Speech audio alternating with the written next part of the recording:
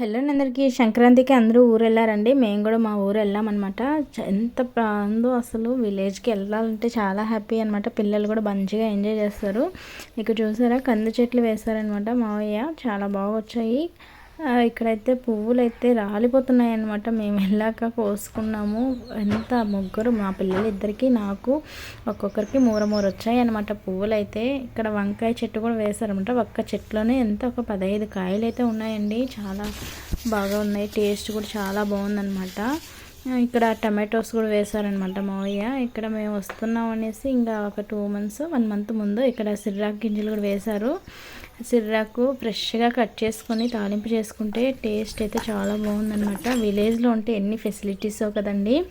ఇక్కడ మా చిన్నమ్మాయి ఏమో వాళ్ళ బాబాయ్తో ఆడుకుంటూ ఉంది. ఇక్కడ మామిడి తోట దగ్గరికి వచ్చాము. పెద్దమ్మాయి ఏమో అక్కడ కూర్చోందనమాట వాళ్ళ డాడీ దగ్గర. సో మంచిగా ఫొటోస్కి పోజులు ఇస్తున్నారు అక్క చెల్లెళ్ళు. ఇంకా ఫ్రెష్గా గేగులు కూడా తెచ్చుకున్నాము. జున్ను పాలు కూడా దొరికాయి అనమాట. ఫుల్ ఎంజాయ్ చేస్తాము. మీరు ఎలా చేస్తారో కామెంట్